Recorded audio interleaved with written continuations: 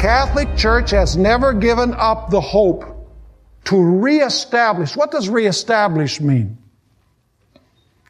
Must have lost it, right? The Catholic Church has never given up the hope to reestablish the medieval union of church and state. So are church and state united today? No. She needs to reestablish it, right? With a global state and a global theocracy as its ultimate goal. The Roman church state is a hybrid. A monster of ecclesiastical and political power. What kind of power? Ecclesiastical and what? Political power.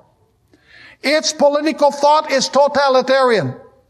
And whenever it has had the opportunity to apply its principles, the result has been bloody repression.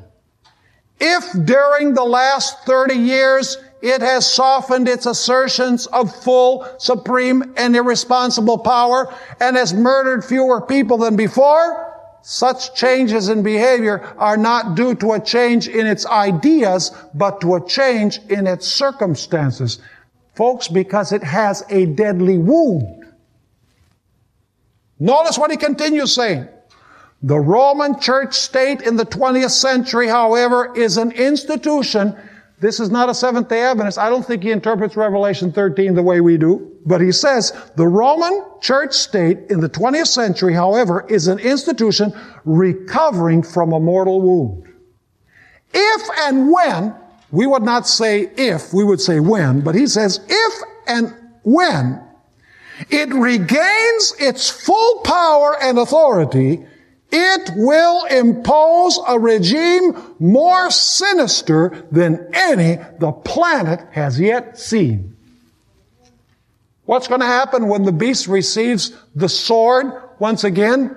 It is going to have worldwide dominion, and it is going to persecute like it did in the past, no matter what it might appear like right now.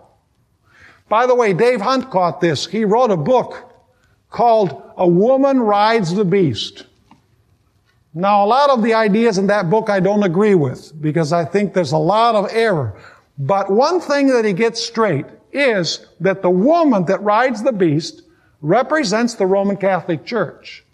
And the beast represents the civil powers of the world. He got that right. Now, notice what he says. Do you remember we spoke about this system being the harlot? Notice what Dave Hunt says. Why do world leaders want to get in bed with the Vatican? Do you notice the fornication metaphor being used there? The heads of state in today's world all recognize that the Pope wields a power which in many ways is even greater than their own. It is not only Catholicism's 900 million subjects and enormous wealth that causes the world's most powerful governments to cultivate friendly relations with the Roman Catholic Church. It is because Vatican City's citizens are found in great numbers in nearly every country. They constitute an international network that reaches into the inside circles of the world's power centers. Malachi Martin wrote a book, very famous book, The Keys of This Blood.